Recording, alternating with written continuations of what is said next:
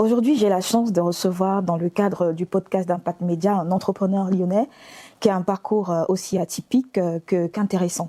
Il va nous parler de son entreprise dans le transport, mais surtout il va nous parler de sa première entreprise, parce que s'il est aujourd'hui propriétaire d'une entreprise dans le transport, ce n'est pas sa première expérience. Il cumule une expérience d'entrepreneur remarquable. Il va également nous partager les effets de la croissance rapide en entreprise. Donc je suis particulièrement ravie également de l'avoir parce qu'on discutera de la construction, de la croissance d'une entreprise dans l'environnement lyonnais. Et pas seulement lyonnais, parce qu'il investit également au-delà des frontières, notamment en Afrique. Donc il a une spécialité particulière, c'est de maîtriser son business et de le contrôler même à distance. Donc je pense qu'on apprendra énormément de l'invité du jour, que je vous invite à découvrir. Bonjour Madiba. Bonjour Bernardine. Merci d'avoir accepté de participer au podcast de notre média. Merci pour l'invitation. Merci. Comme je le disais dans l'intro, tu es donc propriétaire d'une entreprise spécialisée dans le transport. Exactement. Bonjour à tous. Effectivement, je suis entrepreneur dans le transport et la logistique. Ça fait une dizaine d'années maintenant que j'évolue dans ce milieu. Donc pour mon parcours, j'ai fait effectivement un BTS transport, une licence achat logistique, un master 1 commerce international et un master 2 manager de projet développement international dans spécialité logistique. Et il est vrai que pour la petite histoire, c'était pas mon premier souhait de travail lorsque j'étais jeune, parce que comme tout jeune, on voulait tous jouer au foot et être footballeur. Le transport pour moi c'est une passion également, donc c'est pour ça que j'ai décidé de faire des études sur ce secteur-là, et j'ai débuté également en tant que salarié, comme tout le monde, dans plusieurs grosses sociétés de transport en région lyonnaise, en gravissant les échelons, et décidé de me mettre à mon compte à l'environ de 2018-2019. D'accord. Ok. Et qu'est-ce qui t'a poussé en fait à décider d'arrêter d'être salarié? Tu avais pour ambition de devenir un entrepreneur, ou alors c'était le besoin de quitter le salariat? Ça s'est fait naturellement. Normalement, moi j'étais plus parti sur une carrière de cadre supérieur dans un gros groupe, de logistique. Donc je me suis dit c'est la suite logique après avoir fait un master, un bac+5 en logistique, c'est d'intégrer un gros groupe logistique. Mais j'ai eu des opportunités avec des collègues également, moi, qui avaient déjà monté leur structure de transport et qui a fonctionné. Je me dis pourquoi pas également essayer de réfléchir sur cet aspect-là au niveau de l'entrepreneuriat, et monter une structure et regarder ce que ça donne. Et dans l'ensemble, ça a bien fonctionné. Ouais. D'accord. Et comment ça se passe, ta première expérience en tant qu'entrepreneur? Alors, j'ai démarré une première société avec un associé. Donc sur Lyon, c'était en 2019. Donc elle s'appelait Dallas Logistique. Donc c'est une société qui a rapidement évolué, qui a eu une croissance assez fulgurante. On s'est entouré d'un encadrement d'expérience. Comme je le dis toujours, sans cet encadrement-là, on n'aurait pas pu atteindre ce niveau de chiffre d'affaires et de structure. Et de par cet encadrement-là, on a pu passer de 2 à 3 salariés pour nos débuts à presque 120, 130 salariés en vitesse de croisière sur l'année 2023-2024 par exemple. Mais dis-moi, comment ça se passe concrètement, une société dans le transport et logistique? Vous faites quoi concrètement au quotidien? Alors, une société de transport, il y a plusieurs types de transport. Quand on dit le transport, en logistique, il y a plusieurs sous-domaines dans cette activité-là. Nous, on était spécialisés on avait 2 cœurs de métier, c'est le transport de marchandises lourds, c'est-à-dire lourds, c'est les camions remorques, les camions poids lourds. Donc c'est une partie chargement dans l'entrepôt pour livraison des magasins, par exemple, ou chargement dans l'entrepôt de Lyon, livrer les marchandises dans l'entrepôt de Marseille, pour que ce soit relivré le lendemain chez les clients de la région de Marseille, par exemple. Donc ça, c'est pour la partie lourde. Et on avait une partie dernier kilomètre, on appelle ça le dernier kilomètre, c'est-à-dire c'est les livreurs qui viennent toquer à vos portes tous les jours. Donc on avait cette partie-là également, avec notamment Amazon, de nos gros partenaires. Voilà, donc ça représente à peu près 50-50 pour notre activité. Et une journée type, c'est la mise en place du transport, donc vérifier que les conducteurs soient présents, vérifier que le matériel est roulant, qu'il n'y ait pas de soucis, prendre en compte la marchandise et aller livrer en respectant toutes les conditions que les clients nous demandent de respecter. D'accord. Et qui étaient vos clients dans cette société? Donc, on avait beaucoup de clients, mais nos clients majeurs, avec qui nous avions bien travaillé, donc on avait Amazon, le groupe Casino, qui a malheureusement fait faillite, mais c'était un de nos gros clients. Auchan également, à peu près la grande distribution, beaucoup de clients dans la grande distribution. On avait également des chargeurs, on appelle ça des chargeurs, c'est Kuehne+Nagel par exemple, des gros logisticiens mondiaux, ou Schenker également, Joyaux, voilà, ce type de clients. Quelques activités également avec la Poste, notamment, donc Chronopost, la Poste également. Voilà, on ne s'est pas fermé de porte, on travaille avec l'ensemble des acteurs. Le but c'est ça, il fallait pas se spécialiser sur une seule activité, il faut être capable de se diversifier. Aujourd'hui, pour pouvoir entre guillemets survivre, faut se diversifier dans notre cœur de métier, donc c'est ce qu'on a essayé de faire. Ok. Et quand vous êtes lancé avec ton associé, du coup, qu'est-ce qui fait que rapidement vous connaissez l'hypercroissance? Quelle est votre force? Nous, comme je disais, on avait eu la chance de recruter des personnes qui sont très expérimentées dans leur milieu. Donc nous, en tant que dirigeants, on s'est entouré par exemple, d'une responsable de la comptabilité facturation très performante. Corinne, pour ne pas la citer. Donc à partir du moment où on a cette base-là, avec au niveau de la partie administrative, on avait également une personne qui a fait 30-40 ans de carrière dans le secteur du transport, Michel également. Et au niveau de l'exploitation, un ancien qui a démarré dans les années 75-80, Bernard. Avec cette équipe-là, justement, on a pu proposer une qualité de travail et de service qui a plu aux clients. Donc les clients tout de suite, vous savez, vous maîtrisez très bien l'activité, votre taux de qualité est très bon, on vous rajoute du volume, on vous rajoute du chiffre d'affaires, et c'est comme ça que on a pu grossir très rapidement. Et ça représentait quoi justement en termes de chiffre d'affaires pour vous? Au bout de la première année, quel était votre chiffre d'affaires?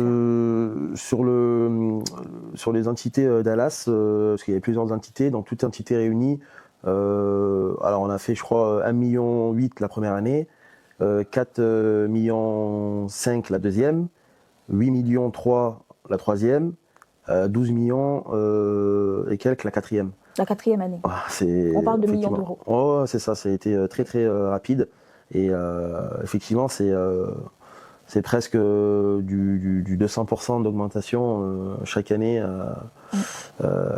du chiffre d'affaires, effectivement. Et à ce moment, tu as quel âge? Alors moi, j'ai 36 ans, j'ai fait 36 ans il y a 2 jours.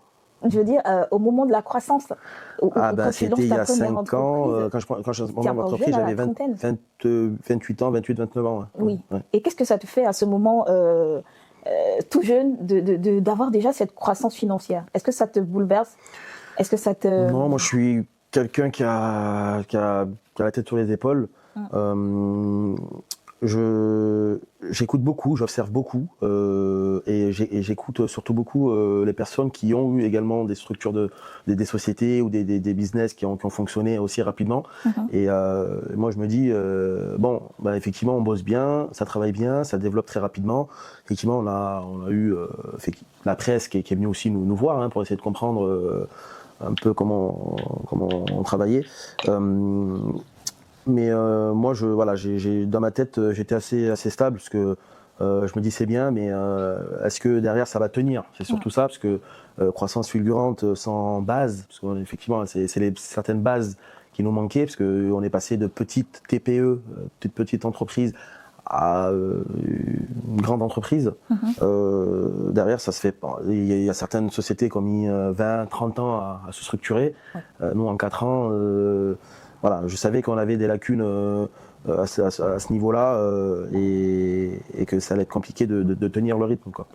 Et quand tu parles de base, justement, il s'agit de qu'est-ce qui vous a manqué à ce moment, concrètement?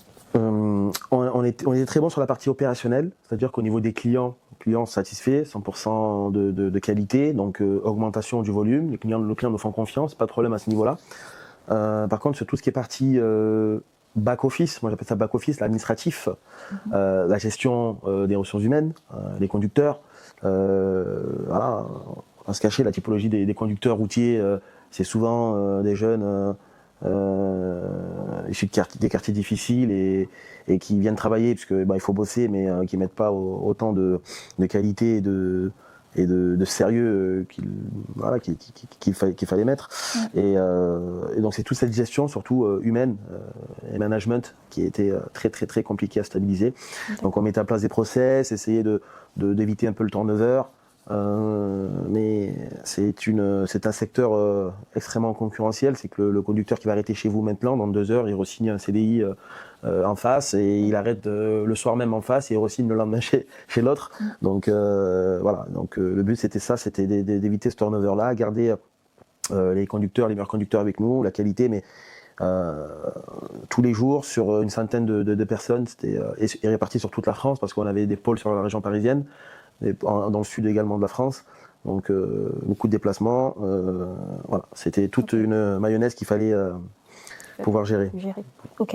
Et qu'est-ce qui se passe quand tu te rends compte que, pour toi, qu'est-ce qui se passe quand tu te rends compte que cette hypercroissance est en train de devenir en fait un problème? Comment tu réagis? On se dit ça devient difficile. Ça devient difficile parce que déjà, on est dans un secteur où les marges sont assez faibles dans le transport. Donc c'est surtout sur le volume de chiffre d'affaires qu'on arrive à essayer de dégager des marges qui nous permettent un minimum de vivre. On a rencontré beaucoup de difficultés aussi sur l'aspect humain. C'est ça qui nous a vraiment... Avec ton associé, vous aviez de bons rapports On avait de très bons rapports, effectivement, également, mais il y a des fois, c'est comme toute relation, il y a des incompréhensions, on n'est pas d'accord sur tous les sujets.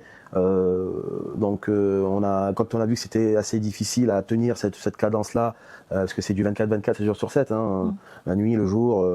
on s'est dit je me suis dit également de dire je pense que c'est le moment de lever le pied sur cette aventure-là et puis naturellement donc laisser la structure poursuivre.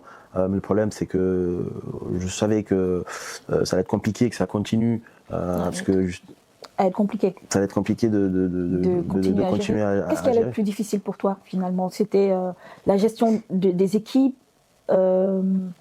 Qu'est-ce qui t'a fait te dire ça y est, je suis arrivé au terme de cette aventure?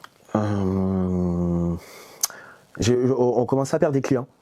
D'accord. C'est la première fois effectivement en 4 ans, d'habitude les clients font rentrer beaucoup de clients, mais là on commence à perdre des clients. Vous avez combien de clients à peu près déjà? Une cinquantaine de clients, avec 120 salariés, c'est ça, exactement, une cinquantaine de clients, ça varie, mais voilà, c'était... Et à partir du moment où on commence à perdre des clients, des gros clients notamment, avec Amazon justement aussi, qui a commencé à lever le pied, parce qu'au niveau de la qualité, on n'était plus au rendez-vous, on avait des soucis avec nos véhicules, donc justement parce qu'on n'a pas su anticiper l'entretien de ces véhicules, les chauffeurs tous les jours cassaient les véhicules, voilà, c'est un tout en fait, Le recrutement était mal fait, donc du coup on met des mauvais conducteurs, les conducteurs sont mauvais, donc cassent les véhicules, le client n'est pas content parce que les colis sont pas livrés, donc c'est un cercle vicieux qui se met en place, et là je me suis dit ça y est, on commence un peu à fatiguer, et il faudrait essayer de voir autre chose, quoi. Ok. D'accord. Et donc tu quittes l'entreprise et tu te dissocies de ton associé. C'est ça. Donc du coup, on a un accord. On stoppe la relation. De toute façon, la structure était un peu sur une pente descendante. Donc du coup, on savait que ça allait pas perdurer. Et finalement, voilà, l'ensemble des encadrants ont également quitté la structure. Donc du coup, ça c'est naturellement les chauffeurs, pareil. Donc vu qu'on perdait des clients, donc étaient licenciés, donc partaient travailler ailleurs. Donc ça s'est réduit. Ça s'est réduit naturellement, hein. Ça a pris 6 à 8 mois. D'accord. Et puis ça s'est stoppé. L'entreprise a fermé. L'entreprise a fermé, voilà. D'accord, ok. Et à ce moment, est-ce que tu as une vision claire de la suite pour toi? Est-ce que tu te visualises clairement au moment où tu décides d'arrêter cette première aventure? Est-ce que tu as déjà un objectif en tête? Ouais. Alors effectivement, c'est de rester dans mon cœur de métier, qui est le transport et la logistique, puisque c'est un secteur que l'on maîtrise. De dire, on peut redémarrer, donc ce qui a été fait, donc c'est de repartir sur une nouvelle structure, mais ne pas faire la même erreur, parce que c'est une belle aventure, hein, d'avoir une centaine de personnes sous son aile à gérer. Mais en France, c'est assez difficile, surtout sur l'aspect social. La personne demain est malade, elle est malade et on peut rien y faire. Il veut pas venir travailler, c'est un accident de travail, voilà, c'est tout cet aspect-là qui était difficile à encaisser. Donc je me suis dit, c'est de remettre en place une structure de transport, donc mais sous une autre forme et surtout en limitant au maximum l'aspect humain. Voilà. Ok, ça marche. Et donc tu reconduis l'idée, tu maintiens l'idée de continuer dans le transport. Mais cette fois, tu te dis, je vais éviter l'hypercroissance rapide. Exactement. Même si j'ai les moyens de grandir rapidement, exactement, je ne vais pas le faire pour ne pas me retrouver face aux mêmes difficultés. Les mêmes difficultés, parce que du coup, les lois n'ont pas évolué. Hein. En France, voilà, j'étais salarié, donc pas de souci, j'ai pu en profiter, mais les salariés sont un peu surprotégés. Maintenant que je suis du côté entrepreneur, dirigeant, donc je vois effectivement un peu les deux côtés. Et on parlait tout à l'heure, tu me disais que tu as également commencé à investir toujours dans le transport en Afrique notamment. Comment ça se passe là-bas? Est-ce que les réalités sont les mêmes? Alors effectivement, je développe également une activité sur l'Afrique de l'Ouest et notamment au Sénégal de transport. Le transport sur l'Afrique, il est pour moi à ses débuts. Il y a un tournant là qui se met en place. C'est que un camion en Afrique, soit il va charger au port parce que tout est importé. Il n'y a pas d'industrie sur place, il n'y a pas d'activité, donc c'est forcément lié avec une activité portuaire pour prendre les conteneurs et les redistribuer dans la sous-région. Soit des bateaux de pêche qui arrivent et puis on charge les poissons pour réparer et les distribuer. Ou pour certaines régions, cultiver en Côte d'Ivoire les bananes, le cacao, en Guinée le bauxite, au Sénégal l'arachide, les mangues, voilà. Donc le transport va se diviser dans ces trois catégories. Okay. J'ai effectivement mis un camion en place là qui fait des livraisons avec le port de Dakar. Voilà, c'est un début, on regarde un peu, on essaie de tester et on verra ce que ça peut donner. Et du coup, quelle sera la prochaine étape pour toi? Moi, c'est bon de stabiliser mon activité ici en France, mais c'est surtout développer une activité logistique importante sur l'Afrique de l'Ouest. D'accord. Ok, stabiliser à Lyon et davantage développer sur le business en Afrique de l'Ouest. Ok, et voir davantage les opportunités. Pour moi, c'est l'avenir, hein, c'est là-bas que ça va se passer. Est-ce qu'il y a justement moins de contrôle administratif qu'en France? Est-ce qu'il y a une charge de gestion? Parce qu'en fait, il me semble que l'une des difficultés que beaucoup d'entrepreneurs qui investissent, notamment en Afrique, rencontrent, c'est la difficulté c'est les ressources humaines, la fiabilité des personnes à qui on confie la gestion d'une entreprise. Comment tu arrives à faire face à ça? Alors, effectivement, l'Afrique, on connaît, hein, on sait que c'est riche, il y a beaucoup de choses à faire, il y a tout à faire, hein, de toute façon, mais le professionnalisme et le sérieux de certains employés est à revoir.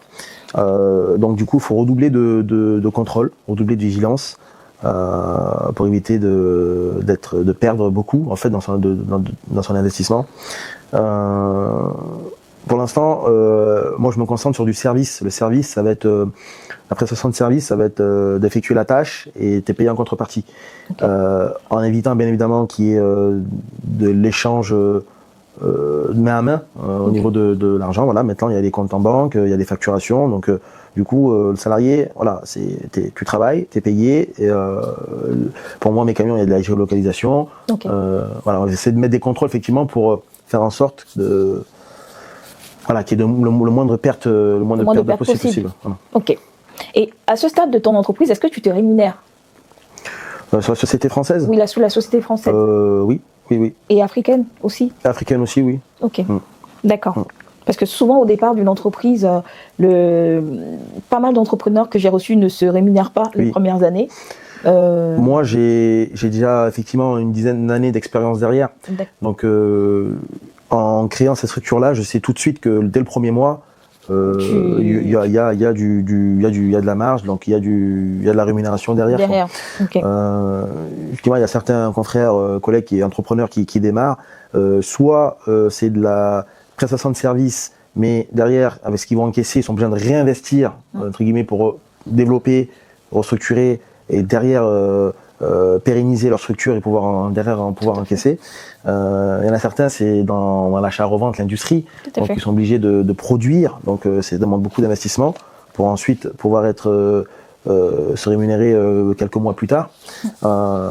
Et en Afrique, effectivement, il y a deux visions. C'est parce que il y en a certains qui ont mis en place des business, qui ont dit non, je vais laisser pour que ça monte et tout, et puis on verra après, je prendrai, sauf que ils ont tout perdu parce que soit entre ceux qui ont volé, entre ceux qui ça c'est cassé, il faut tout racheter, l'investissement que j'ai mis, il faut tout remettre parce que ça, voilà, il y a plein de choses et tout. Donc moi c'est tous les mois, là ça a fonctionné, on retire. Tous les mois on retire. Donc voilà, c'est un peu moi c'est un peu ma vision des choses, c'est essayer de tout de suite sécuriser. Ok. Maintenant on va parler de ton profil entrepreneur. C'est la deuxième partie. La première partie étant consacrée à l'entreprise, à ton business à proprement parler. Maintenant, on va parler un peu, si tu veux, de la perception que tu as globalement de l'entrepreneuriat. Et l'une des questions que je m'en vais te poser, c'est quel type d'entrepreneur es-tu? Est-ce que tu te définis? Je vais te donner quelques portraits et tu me diras lequel correspond davantage à comment tu te définis. Est-ce que tu te définirais comme un entrepreneur visionnaire? Le visionnaire, en gros, c'est celui qui voit loin avant tout le monde. Donc, qui voit une opportunité avant que les gens se rendent compte. Est-ce que tu es du type bâtisseur? Tu peux avoir plusieurs profils en même temps. Bâtisseur, c'est celui qui construit brique par brique, qui prend le temps. Est-ce que tu es un révolté, celui qui entreprend contre quelque chose? Ou un passeur, celui qui réussit pour tirer les autres? Ou un chercheur, celui qui prend le temps, il échoue, il recommence? Ou encore quelqu'un qui est stratège? Est-ce que tu te vois comme un stratège? Comme un serial entrepreneur peut-être, celui qui enchaîne des projets? Quel est le profil qui te... Moi, effectivement, entrepreneur, il y a pas de diplôme pour être entrepreneur. Entrepreneur, c'est même quelqu'un qui a jamais été à l'école. Il suffit d'avoir une bonne idée, développer son idée, croire à son idée. Derrière, ça devient un entrepreneur. Moi, quand j'étais jeune, je me suis jamais dit que j'allais être entrepreneur plus tard, j'allais avoir mon propre business, des choses comme ça. Je me dis j'allais travailler comme tout le monde pour une grosse société, voilà, être un bon salaire et maintenant que effectivement je suis de ce côté, je me vois plus effectivement stratège parce que je suis du secteur du transport et de la logistique. Mais je me ferme pas les portes sur d'autres activités, d'autres secteurs. Okay. Je touche aussi un peu au football. Donc voilà. Tu investis aussi dans le football? C'est ça, au Sénégal. Donc on essaye de mettre en place un centre de formation pour former des jeunes joueurs et derrière pouvoir les faire partir vers des clubs européens. Ou sur tout ce qui va être Moyen-Orient, il y a un nouveau marché. Voilà, donc je touche un peu à tout ce qui me plaît, le transport, le football, la politique aussi un peu, voilà. D'accord. Donc en fait, tu es un serial entrepreneur, c'est-à-dire que tu fais un peu de l'immobilier aussi, tu m'as dit, Oui. un peu, tu investis dans le domaine sportif, Oui. tu investis dans le domaine du transport. C'est ça. En fait, chaque fois que tu perçois une opportunité, tu investis. Exactement, une opportunité que je me Que dis tu estimes être... qui peut fonctionner et qui peut être bien, j'ai pas peur, on y va quoi. Tu y vas, ok. Et dans tous ces business, je parle de la globalité, Oui. maintenant je ne vais pas parler que de ta société de transport, laquelle, ta meilleure décision stratégique entre ton investissement à l'étranger, en Afrique, dans l'immobilier, le sport et le transport, laquelle te semble être vraiment l'action la plus stratégique que tu portes en ce moment? Celle, en gros, que les autres ne voient pas venir ou n'ont pas vu venir. Bon, je pense que tout le monde commence un peu à le voir venir, mais c'est l'investissement en Afrique.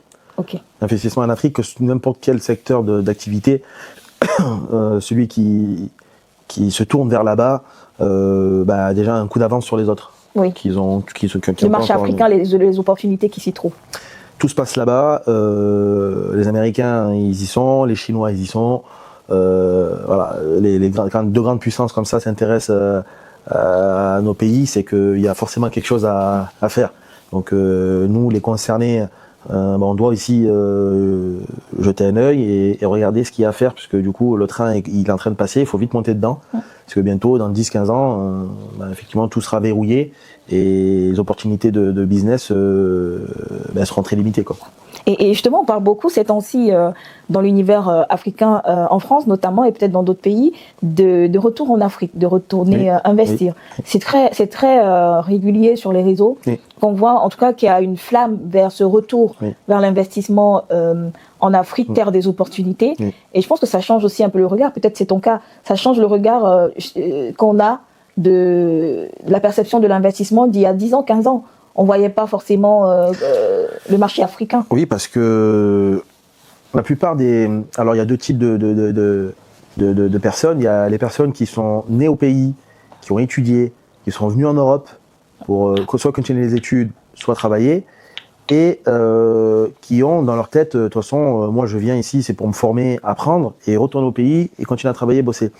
Et il y a certains qui sont nés ici, qui ont grandi ici, comme moi, voilà, on a grandi en France, on connaît tous les codes de la société française, on les connaît par cœur, on sait comment ça fonctionne, mais on a la chance d'être binationaux et originaires de ces pays, et on a envie aussi de développer nos pays et de les faire monter en puissance, en compétences. Okay. Donc on a eu la chance de se former ici, travailler ici, apprendre entre guillemets les bonnes méthodes, et le but c'est de les reproduire là-bas.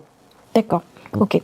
Et c'est super intéressant de le dire, parce que c'est pour quelqu'un qui n'a pas eu forcément des racines en Afrique, c'est aussi un risque à prendre. Oui. Parce que autant le profil que tu dis de celui qui est né et qui a ses bases là-bas, il a davantage de repères que quelqu'un comme toi qui a moins de repères, et en tout cas culturels. Bien sûr, en fait, bien sûr. Il y a toujours une culture dominante dans cette biculturalité. Il y a toujours une qui prend un peu le dessus sur l'autre. Oui. Et quand on y va, c'est certes on a les origines, mais il faut encore apprendre la culture locale. Exactement. Mais ça après, ça va être chacun et dans la manière dont il a grandi ici. Est-ce qu'il a grandi en ayant cette culture, la culture de ses parents au quotidien, c'est-à-dire tous les jours, on parle la langue natale, on vit par rapport à la culture de ses parents, voilà, et c'est ce qui va donner envie à cette personne-là plus tard à rentrer au pays pour investir, travailler, y vivre. Mais il y en a beaucoup. Moi, j'ai beaucoup de proches qui sont repartis, qui sont nés ici, grandis ici, et qui n'avaient jamais mis les pieds là-bas, et qui sont partis s'installer carrément en Afrique, quoi. Ouais. Ok. La dernière phase de cet échange, ce sont les dilemmes de l'entrepreneur. Le premier dilemme, c'est si tu devais choisir entre une croissance rapide qui appelle le contrôle, ce que tu as déjà vécu, et croître lentement et tout maîtriser. Tu choisirais croître lentement, évidemment. Et tout maîtriser. Ouais. Ok. Et maintenant, si tu devais choisir entre un associé qui est hyper brillant, mais difficile, et une équipe qui est soudée, mais qui n'est pas force de proposition, tu choisirais quoi? Je préfère une équipe qui est soudée. D'accord. soudés parce que ensemble, dans tous les cas, on y arrivera. Et c'est à moi de les amener là où on veut arriver. Mais la loyauté et l'entraide, c'est une des bases solides pour réussir dans le business. Ouais. Ok. Et si tu devais choisir entre lever des fonds et accélérer rapidement ton entreprise ou continuer à rester indépendant et avancer seul, tu choisirais? Moi, je serais plus sur continuer à être indépendant et avancer seul. Parce que à partir du moment où on va lever des fonds, on va rentrer des actionnaires dans ta structure, qui eux vont mettre effectivement beaucoup d'argent. Ça aura un peu plus de pression parce que du coup, t'es plus tout seul. D'accord. Et puis tu as des comptes à rendre maintenant parce qu'il y a des gens qui ont mis de l'argent et c'est pas la même approche, c'est pas le même sentiment, Tout à fait. C'est pas pareil. Et un autre dilemme, si tu devais pivoter ton modèle d'entreprise aujourd'hui pour pouvoir saisir une opportunité qui se présente, est-ce que tu la ferais ou alors est-ce que tu resterais fidèle à ton modèle actuel? Si tu devais changer quelque chose d'important, tu choisirais quoi? Si ce changement-là est stratégique pour la société et ce changement va la faire évoluer, faut pas être fermé, hein, faut pas être buté. Tu as déjà dû faire face à ça, un changement important dans ta logique de création de départ? Non, pour l'instant non. Pour l'instant non, mais oui, moi comme j'ai dit, je sais que il faut être à l'affût des opportunités. Une société qui n'a pas de veille, il faut être en veille commerciale, en veille relationnelle. Si on n'est pas aux aguets, c'est mort. C'est mort, ok. Et ça vaut pour nous comme pour les grosses multinationales. Nokia, Motorola, ils ont loupé le coche voilà, et puis on n'entend plus parler de ces gens-là. Donc nous c'est pareil pour nous, donc il faut justement tout sans cesse mettre aux aguets et saisir s'il y a une opportunité qui se présente, c'est clair. Et si tu devais recruter quelqu'un qui est meilleur que toi ou former quelqu'un à ta vision, tu choisirais quoi? Former quelqu'un ou recruter quelqu'un qui est meilleur? Meilleur que moi, ça me dérange pas, tant que c'est pour le bien de la société. Voilà, après. Mais là, dans ton équipe, tu devais t'associer, recruter une personne, un gars que tu sais, bon, lui, je dors tranquille, il a 20 ans de carrière, c'est bon. Ou alors, est-ce que tu prends sur toi aujourd'hui de dire, bon, c'est un jeune, il vient de sortir de l'école, je vais le former. Je préfère, du coup, j'ai l'expérience d'avoir recruté des anciens et effectivement, des fois, ils sont un peu durs à manager parce que justement, ils ont leur vision des choses, ils ont leur expérience, leur méthode de travail et tout, mais je préfère former un jeune. Lui donner la chance. Et le former effectivement à ma manière pour qu'il intègre ta vision d'entreprise. Exactement, ouais. Je suis plus dans ce cadre-là, ouais. Ok. Une dernière question, si tu devais donner un conseil à un entrepreneur qui veut se lancer, pas un entrepreneur qui s'est déjà lancé, à une personne qui ambitionne de développer une activité, qu'est-ce que tu lui dirais qu'on ne dit pas souvent assez?